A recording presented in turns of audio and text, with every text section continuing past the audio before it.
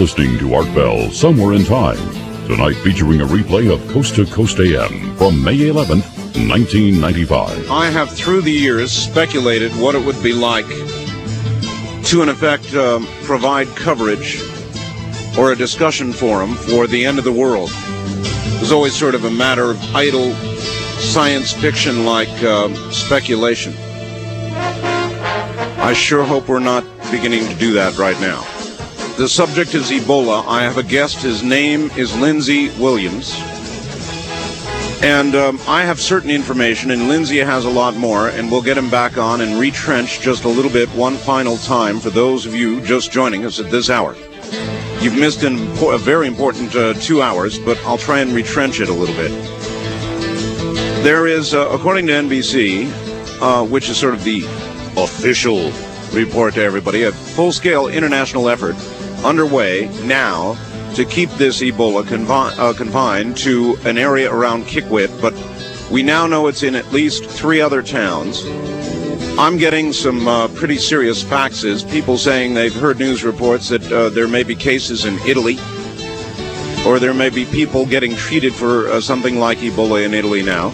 The death toll, we don't know. The numbers go up, the numbers go down. NBC said hundreds are sick. The CDC, when it went into Kikwit, found a damn frightening scene. A hospital there, completely abandoned. All health workers, doctors, nurses, even the patients that could make it out, all fled for parts unknown. It's hard to imagine what would make a doctor and a nurse with something that was not airborne and was treatable with caps, gowns, sterile procedures. What would make them flee that way? Hard to imagine. NBC described Ebola as entering the body through membranes, throat, eye, nasal passages. It begins, they said, with a headache, high fever, then massive bleeding from every orifice of the body, as all, I'm quoting, as all internal organs literally disintegrate. 90% or 9 out of 10 of those infected die within 3 weeks. It's not slow. Official CDC word, WHO word, is expressed by somebody like Dr. Ralph Henderson, who said, quote, "We're not expecting this epidemic to last very long, and things, it'll be under control shortly," and end quote. Well, that wasn't really a quote. I shouldn't have put quote marks. He said, quote, "We're not expecting this epidemic to last very long," end quote. The obvious implication there that why not to worry. Dr. Jonathan Mann, on the other hand, quoted on NBC, a Harvard School of Public Health official, said, quote, "Health officials who play the role of downplaying the potential for health effects to cross our borders are ignoring historical and scientific reality," end quote.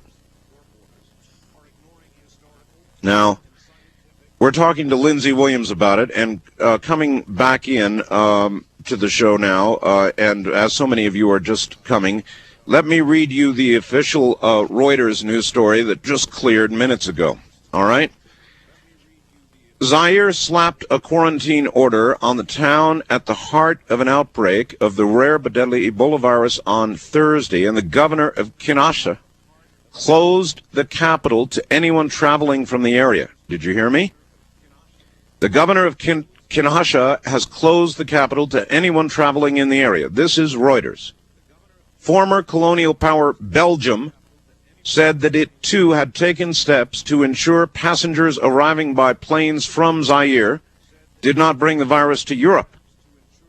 With a third Italian nun reported killed by Ebola fever in Zaire, And doctors reporting 20 suspected cases now in a second town there. International medical experts fought to contain the virus, which, like AIDS, is transmitted by blood or bodily fluids. I have barred all movement of people into Kinshasa from Bandundu, I believe it is, province. That's according to the governor there. If the disease, he said, penetrates to Kinshasa, that will be a catastrophe, he said, adding that the mortuary in the city of 5 million people had room for 150 corpses. The government declared Kikwit, where the virus surfaced in March, a disaster zone, slammed a quarantine order on the town of 500,000. Quote, the movement of people either entering or leaving is subject to sanitary control. Interesting statement. Zaire and WHO confirmed Ebola was in Kikwit. A WHO spokesman in Geneva says the U.S. Center for Disease Control and Prevention did identify the virus in blood samples from Kikwit. Health workers are particularly at risk, it goes on.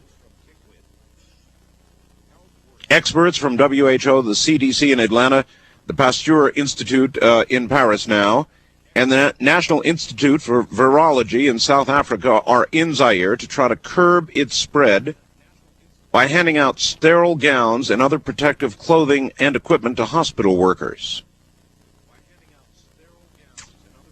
So there you have it. That's the latest Reuters. And then this, if you're considering the magnitude the story is beginning to attain, from Vern in Sarasota, Florida, the following facts. Art, CNN has just moved the Ebola virus story to the top. So, according to Vern in Sarasota, CNN is now leading with the Ebola story. And if that is true, and the others follow, the other networks, that would mean in a space of 2 days that I've told you to watch this story, it has moved from a bare mention, and also mentioned, to the middle of the news, to near the top, and now at the top of the news, and all of this has occurred very quickly. Now, I'm going to let Lindsey Williams, my guest, recount for you the differences that he believes exist between what the CDC and WHO are saying and what he knows to be the case. So there you're caught up. Lindsey, if you would, sort of recount what you know that people are not finding out elsewhere. Art, the Ebola virus is the most lethal virus that medical science has ever come in contact with. 90% of the people who contract it die with it.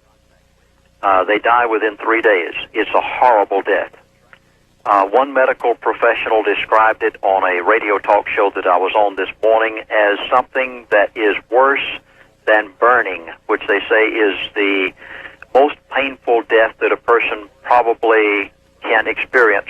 And they say that Ebola is equal to it, if not worse. And it occurs from the inside coming out. And every organ of the body begins to disintegrate. I understand that the blood coagulates in the vessels. It is a horrible death.